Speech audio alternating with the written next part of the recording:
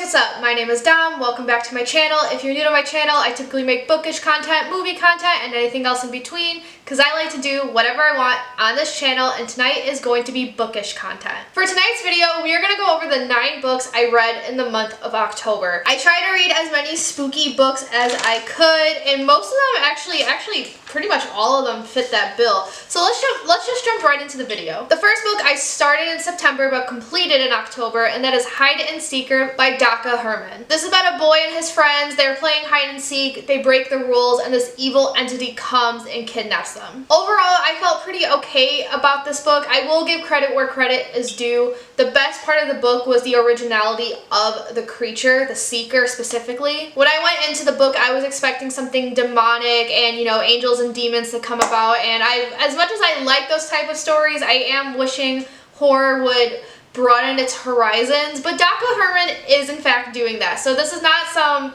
I mean, you could use demonic as a synonym, but it's not quite literally a demonic entity. It really is just an evil entity that happens to exist. There's no other mythology around it. It's its own thing. And the best part of this book was the topic of grief. I really liked how that was handled, and I really appreciated how it was woven into the story and how our main character would use grief as his weapon in a sense. I thought that was very cool. But still, overall, I kind of just found this okay. I think maybe part of the issue is I'm a 27-year-old reading books aimed for 10, 11-year-olds. But for like the majority of the story, I don't know why I thought it was just okay.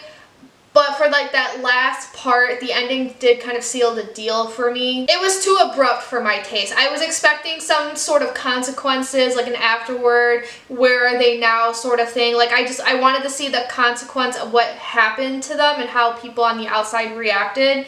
However, the story could just kind of ends, and I wasn't expecting that. It was one of those stories I had to re-listen or reread the ending a few times just for it to sink in, because something more just needed to happen. I ended up giving this book 3 out of 5 stars. And then I read a manga, and that is Happiness Volume 4 by Shuzo Oshimi. I can't give you the synopsis for Volume 4 just because it is later in a series and I don't want to spoil anything. But when it comes to the synopsis of this series overall, it is about a boy named Makoto Okazaki who is very quiet. He starts out as an errand boy, but then he has a run-in, a sort of accident, and now suddenly he is a vampire. I'm feeling very, I don't want to say wishy-washy because that's too negative for how I feel about this series, but I'm not loving it like I was loving other manga I read earlier this year. Like, what did I finish this year? The Promised Neverland. I've been reading Chainsaw Man. This, like, volumes I'm either giving 3 stars or 4, which is not a bad thing. Especially for this one, because this one specifically I did give a higher rating. A lot of intense things were happening and I was at the edge of my seat. I felt like the plot was finally going forward. But I really love the progression of Okazaki's relationship with Nora. I gave this 4 out of 5 stars. Next, I read an author's debut, and that is My Darling Dreadful Thing by Johanna Van Veen. I went into this for the title and the cover. I absolutely adore this cover. But what is it actually about? This is about our main character named Roos. She can see a singular spirit. She is used in her grandmother's, I forgot what the relationship was, but she's used in those seances until one day this woman Agnes comes to visit, and Agnes buys her out, basically. That sounds terrible, but she like bought Roos in order to save Roos and take her away from her situation.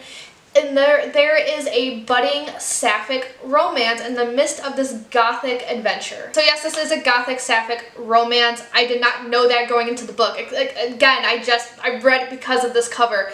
But I actually really enjoyed this. It's one of my top reads of the year. I don't know if it's in the top 10 because I have to look through my list. But I gave it a very high rating. Bear with me for this review because it's going to be kind of all over the place. And I'm going to be looking down at my notes a lot because it's one of my longer ones. But first is the pacing. I am not the biggest fan of gothic tales just because there's something about the slow burn that I can't really jive with depending on the story. I don't know if I just have a shit attention span or what, but like slow burn sometimes it's hit or miss for me. This one, though, was a hit. It was absolutely wonderfully done. I didn't care how slow it was. I was still very intrigued about what was happening next. I loved all the character dynamics, whether that was Roos with Agnes, Agnes with her evil sister-in-law, Roos with her mom figure, whoever that was, and then Roos with her ghost. and Agnes with her ghost as well. This had a genuinely creepy and eerie atmosphere. This is another audiobook I listen to at work, and sometimes I do have to work in the dark. The rooms are dark with a red light, and it really does help with that atmosphere. And one of the things that contributed to this is the fifth take of me saying that, was the descriptions of the dead bodies. Because in this universe, ghosts, well, they'd rather be called spirits. I'm going to use that for the rest of the review. In this universe, spirits look the way they died. And I don't know why, but I really do like that. I really like the discussion of mental health in the story and how it was weaved in. There's a lot of dark themes in this, so do look up, if you need trigger warnings for like dark gothic tales, do look them up, because there's a lot going on in this book specifically. And what I really liked about this story is that I don't want to say truly, because there were some times where it was obvious what the answer is, but there were sometimes in this book I was questioning what was real and what wasn't. Like, is Roos an unreliable narrator? And what sealed, I'm not going to say what my final answer is, I will just say what sealed the answer for me, what made it final, was a very tiny detail at the end. And I really like that. That's all it took, just that singular detail that was mentioned in one sentence, and that's what I used to be like, yes, this is my opinion on this book. So I did give this 4.5 out of 5 stars. The reason I docked half a star is the romance. I wasn't completely sold on it, just because it did start out feeling more like a mother-daughter relationship. It is an age gap. I believe Roos is only 21 and Agnes is like 31, 32. I know for some people that bothers them. I'm typically not a hater of a 10-year age gap, but it does depend on what side of 25 the younger person is on. It was weird watching this turn into a romance when I felt like Agnes was more of a motherly guardian. So bear that in mind. I guess I could also just be absolutely insane, because a lot of people on Goodreads adored this, so I could just be an outlier, but like, it obviously didn't ruin my enjoyment of the book if I gave it such a high rating. Another reason, this has nothing to do with how I feel about the book, but this may or may not be a retelling of Turning of the Screw. If it's not a retelling, it's definitely highly inspired by that. Explicitly, just because each part of the book starts out with a quote from Turn of the Screw, Agnes named her spirit after a character in Turn of the Screw. It's just, I've never read it, so I don't know the turn of events. Anything I know about Turn of the Screw is because I watched the movie The Innocents and the TV show Haunting of Bly Manor. And there are a lot of similarities of those media compared to this book. And that's all I have to say about it. So again, I gave this 4.5 out of 5 stars. I read another volume of Happiness, and that is volume 5. And again, we're oscillating ratings here because this is one of the middle of the road ones for me. My problem with this volume is that I was actually really enjoying this for the first 4 chapters. There's 5 chapters in each volume. The first 4 were action-packed, and I was waiting for that big something to happen. I wanted a big climax. I wanted some answers because they opened up a lot of questions. But I ended up getting a 10-year time skip instead. And that really threw me off, so I was a little upset with that, and I was a little worried because I did see a lot of reviews saying once the time skip happens, they didn't really enjoy the story as much. So I finished this volume with a lot of wishy-washy feelings, and I ended up giving it 3 out of 5 stars. But you know what made up for those feelings? Volume 6. Again, we are back to oscillating because I gave this one a higher rating. I ended up being worried for no reason. I actually really enjoy where the story is going now that there has been a time skip. The main character at this point of the story is a very shy character. She was in the first half, but now she has more of a presence, and it's just really nice seeing this shy character come out of her shell, and her budding romance had me giggling and kicking my feet in the air. And cults are involved now. If you know me, I love a good cult. So I'm having the time of my life with this. This is the last volume I read in October. I have read volume 7 as of filming this, but that's going to be my November wrap-up.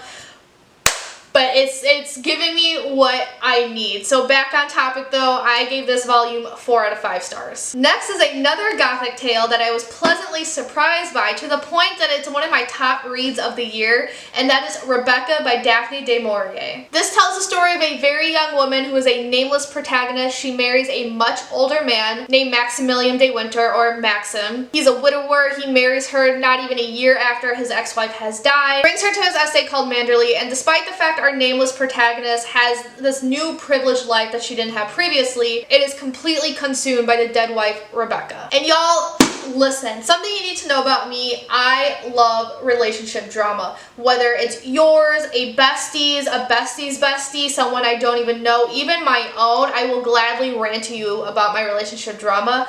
I love it.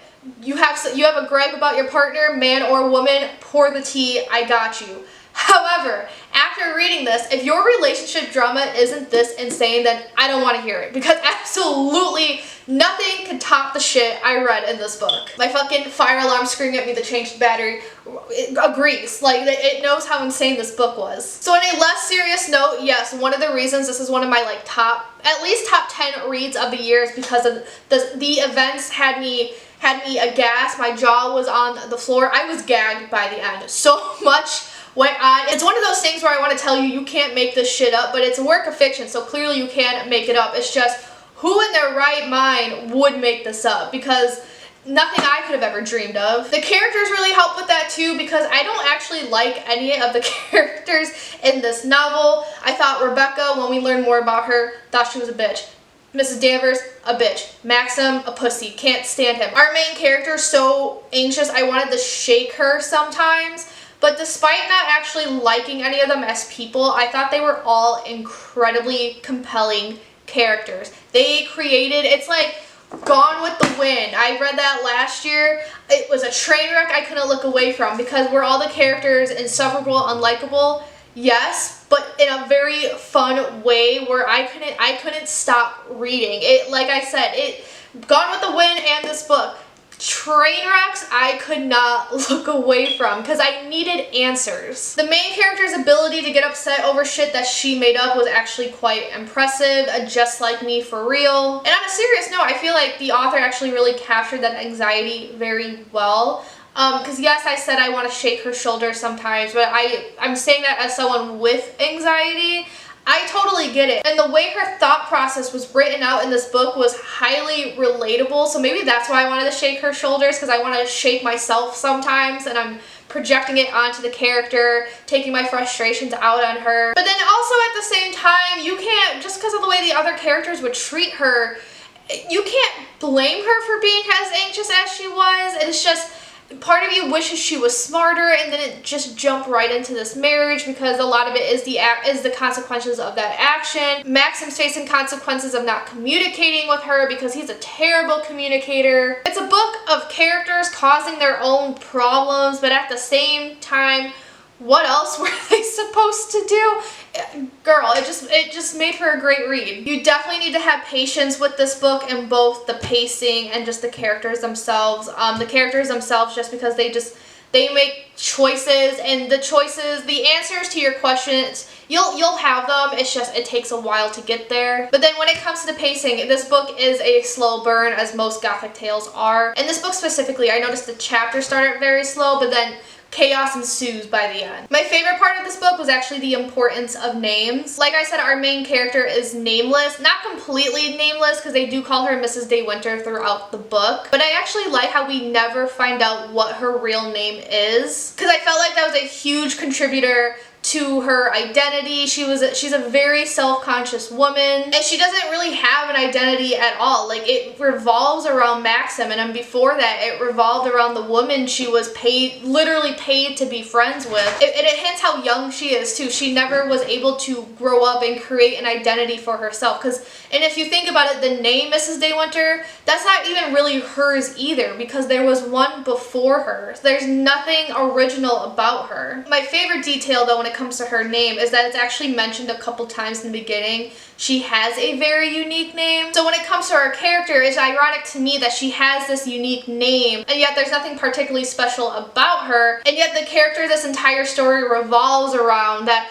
our main character is clinging to, that everyone else loves, has the generic name Rebecca. It's just fitting in literature, because I feel like in real life, when you meet a really weird person, someone who stands out in the crowd and they have a unique name, we go, oh yeah, that fits. But in literature, in this book specifically, it's the exact opposite, and it just works. And going off of that, the ability of this dead character to just overpower the story, just to have this presence without actually being there was super impressive, and I thought it was very well done. And I do really like the end. I don't want to say what my theory is because I don't want to spoil it for you guys, but if I'm correct in what the author was going for, I think it's a genius move. There's a lot more to say about this book, but again, that means I would have to spoil it, and I don't want to, so I will end my review there. I gave this 5 out of 5. The next book I want to talk about is And the Trees Crept In by Dawn Kurtagich. This is about two sisters who run away from their abusive household and go to live with their aunt in this rundown mansion. And the longer they stay, the more they notice the trees are creeping closer and sequestering them. And the Trees Crept In is the US title. I believe the UK title, where this book was written, is The Creeper Man. Admittedly, I'm kind of biased towards the US title. It's actually what got me to read this book. And I have some thoughts. I thought the first 2 acts of this book were strong. I really like how chaotic it could be, and it had a dark and I'm not going to use the word eerie, I'm going to use the word uncomfortable atmosphere. There were a few things that made me quite unsettled when reading this. The author didn't describe it like this explicitly, but I felt the fear of being swallowed whole when reading this, especially as the trees came closer and the mansion became darker. It was sinking. Just what would happen to the two sisters, this boy they met, and the aunt. Something about it was just like creepy and a fear I didn't know I had. And panicky, that's another word I want to use, because the main character understandably was panicked throughout this entire book, and I thought that was captured very well. I felt bad for her a lot of times too, because it's the 17-year-old girl trying to take care of this child who's 10 years her junior, and she was given these responsibilities she's just not equipped for given her age, and I thought her attitude throughout the entire book was justified. The thing that, I don't want to use the word bothers me about this book, but the thing that just really threw me off was the ending. It was, like, how do I describe this? Act 3 was just strange, because it started out chaotic. I was like, okay, great, we're finally gonna get some answers, and it was just that very end. Admittedly, I liked what the author was going for. She was trying to show that mental health can distort our memories, and you know what, so true. As someone with a lot of mental illnesses, totally get it, and I think that should be in more fiction. However, there's just something about it that felt off to me, and I don't know how much detail I can get into it because I don't want to spoil anything, and I also just don't know if it's like a me thing or if it's something the author did. But the twist just caught me off guard. So this is one of the audiobooks I listened to in October, again, while I was work in a dark room, and like I remember when the twist was revealed, I just had to pause what I was doing and stare at a wall, and I remember like audibly reacting. I was like, what? And my coworker looked over at me, and I had to listen to it a few times for it to sink in, because what? And then not only that, but from a writing standpoint, the end does get very exposition heavy because it's trying to show the connections to the first 2 acts, which for me personally, I thought all the exposition was unnecessary, because as bizarre as the twist was, as soon as it was revealed, I made all those connections by myself before the characters discussed them. So maybe that's one reason why Act 3 is so off to me. Some credit where it's due though, there was a tiny detail introduced in the beginning of the book, and I noticed about halfway through they never brought it up again, and I remember asking myself, what was the point? We could have written this whole book without that. But it was brought up again in Act 3. It was brought up again at the very, very end, and it is actually super important for the story. I did not give this a high-ish rating. I gave this 3 out of 5 stars, and I do want to be honest with y'all. I want to be transparent. Another reason I probably gave it 3 out of 5 stars may be the fact I listened to it on audiobook and didn't physically read it, because the audiobook is fucking strange. I went into this expecting an author to just read the book like all my other audiobooks, but this had really weird sound effects throughout the whole story that was not advertised when I bought the book. There was nothing in the description about, you know, rain sounds as it's raining, doors slamming, weird music as a new chapter starts, and that was really throwing me off and depending what the sound effect was, it was taking me out of the story sometimes. And I don't know how I feel about sound effects in my audiobooks, because it's something I expect for a podcast, but not really an audiobook, especially when it's not mentioned in the product description. But going off of that, the voice actress in this, the voice actress for Scylla, needs a fucking raise. I listened to a lot of audiobooks this year, and out of every single audiobook I've listened to, and probably just in my entire life, she is the best voice actor I have come across, because she really captured that anxiety so well. Not just the anxiety, I don't know if I should use the word anxiety, but just Scylla's panic. I truly felt it in my heart at times. Like, my heart hurt for her. So all that in mind, again, I gave this book 3 out of 5 stars. Next we have The Hollowed Ones by Laura Bickle. This is about a girl named Katie who is Amish, and she is about to go on Rumspringa, which is when Amish people are able to leave their towns and able to experience the normal world. She notices the outside world is changing, people are dying, people are disappearing, and then one day there is a man who's close to death right outside her community. The elders do not accept him in, but due to God's will, she cannot accept that, so she takes him in and hides him in a barn. Essentially, the story is when the Amish meet vampires. I read this book for many reasons. One, vampires. I love a good vampire story. Another reason I read it is because I am interested in stories surrounding the Amish. I've been fascinated by their lifestyle for a while. I've seen many a documentary. The third reason I read it is because I remember adding this to my Goodreads TBR and being like, you know what, I've never read an Amish book before, because remember when like Amish romances were huge? So I was like, let's go find one and read one. And then the fourth reason I chose to read this book was because I noticed it was those 3 things combined, and I was like, what the hell? But let me tell you, I got invested in this story so fast. Is it the best book I've ever read? No. Is it like the best written book I've ever read? No. But I don't know what it was about this book, but I was hooked. It took a couple chapters, but by like chapter 3 or 4, I was like, ooh, what's gonna happen to these people? Listen, I love a good religious scandal, which was what was happening in this book. If you know anything about the Amish, they do live very strict lifestyles, and basically what the bishop says goes. And I do love a good, headstrong main female character. And in this, her bishop told her one thing, but she was like, that doesn't feel right. She followed her gut, and that's how the story unraveled the way it did. There are other scandalous things that me personally I wouldn't consider scandalous, but by Amish standards they are, and I really liked, and I like that for like an entertainment level, but also in the sense just watching this character kind of come to terms with that, kind of grapple with this, like her world was changing against her will.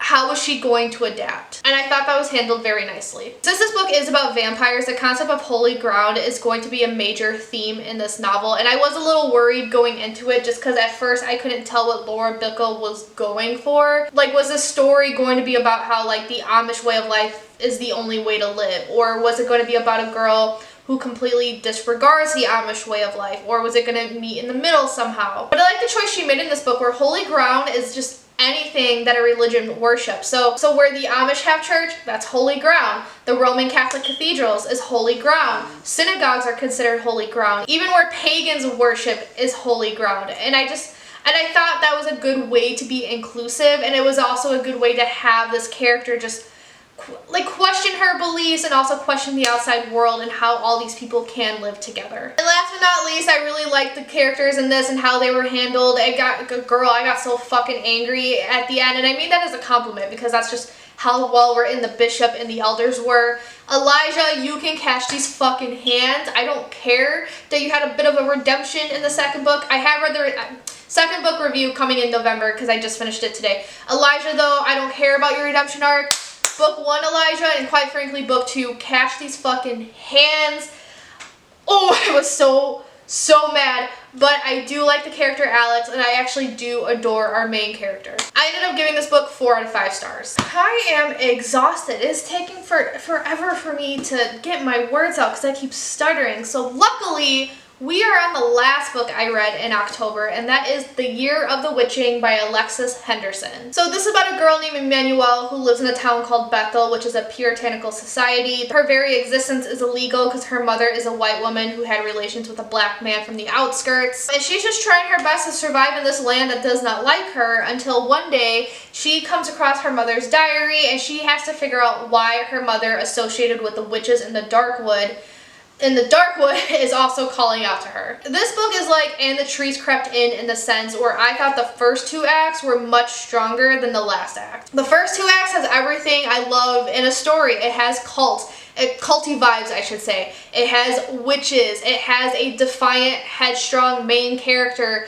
trying to live her life, trying to do the right thing, whatever that means. I really like the description of Bethel in the universe that Henderson created. One of the main things I noticed about Bethel is that it's a culmination of different Christian religions. Their cathedral was described in a way that reminds me of Roman Catholic cathedrals. You have the prophet who's kind of like a priest, but not really because he's able to be married, which priests can't. However, he's kind of like a Mormon preacher in the sense because he has multiple wives. There's just a lot going on. It's very clearly inspired by Christianity, and those are the type of cults I really enjoy, the ones that are Christian based. And everything that goes on in this book, it makes you feel frustrated for her, it makes you root for her, it makes you root for a certain change. I liked where I thought the story was going. But then Act 3 comes along, and that's just when it gets weird, and from what I read on Goodreads, I'm not alone in this opinion. Like, something about it is very off. Quite frankly, I liked the idea that what Henderson was going for. So in this story, essentially, trying not to spoil as much as I can, Emmanuel wants to save the town from the people themselves, but also from the witches. I actually don't mind the idea of a headstrong girl realizing that, like, not everyone is her enemy, and because there's so many stories out there where, like, the witches call out to them. It's the witches trying to save them while the town is the enemy. We have to destroy the whole town. But Emmanuel realizes there are innocents in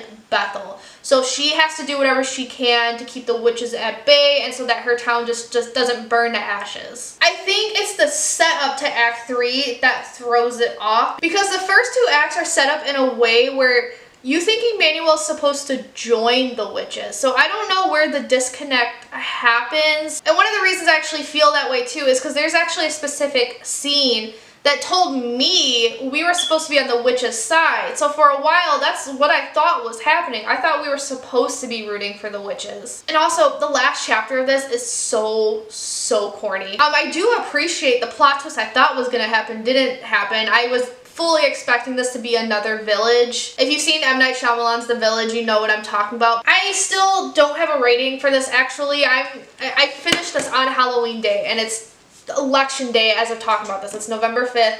I still don't have a rating for this. I think, though, I'm leaning towards like 3 out of 5, 3.5 at most. So that's it. I'm gonna go drink some water and have some Taco Bell, and my battery is dying, so I cannot expand on a conclusion any farther. Let me know your thoughts down below if you have read any of these books. If you like this video, give it a big thumbs up, comment, subscribe. Y'all know the drill, and without further ado, I'm gonna peace out, and I'll see you guys later. Ciao, tutti.